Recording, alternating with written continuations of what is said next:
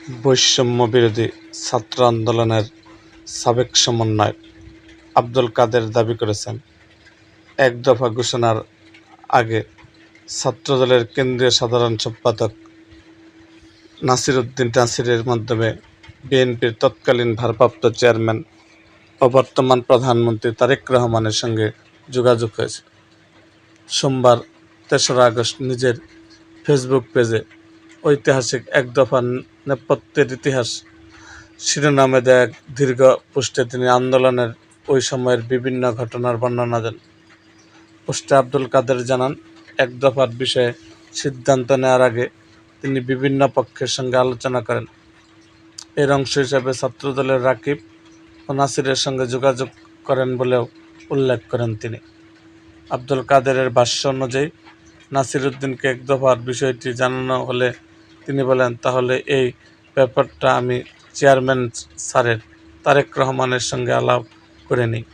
পরে রাতের দিকে নাসির উদ্দিন তাকে জানান, এক দফা দেওয়ার মতো পরিস্থিতি তৈরি হয়েছে, সেটা চেয়ারম্যান স্যারও জানিয়েছেন, তোমরা সিদ্ধান্ত নিতে পারো, এমন দাবি করেন আব্দুল কাদের।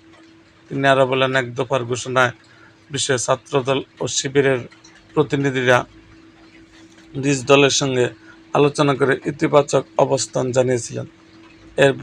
এরপর ঘোষণাপত্র প্রস্তুত ও তা নিয়ে আলোচনা এগিয়ে নেওয়া হয়।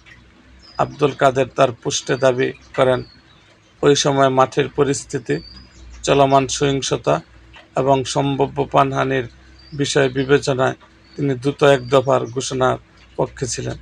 তিনি বলেন, এক দফা ঘোষণার আগে সমন্বয়কদের মধ্যে আলোচনা ও মতপার্থক্য ছিল, তবে তার লক্ষ্য ছিল আন্দোলন পরিস্থিতি বিবেচনায় দ্রুত একটি সিদ্ধান্ত পৌঁছানো।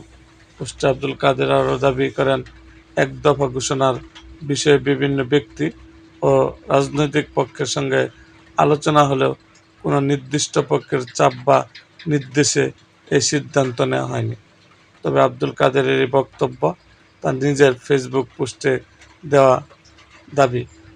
এরকম আরও ভিডিও পেতে এবং রাজনৈতিক অঙ্গনের নানা ঘটনা ও ইতিহাস জানতে আমাদের মুক্তাগাছার ইতিহাস মিডিয়া ইউটিউব চ্যানেলটিকে সাবস্ক্রাইব করুন এবং পাশে থাকা বেল আইকনটি বাজিয়ে দিন।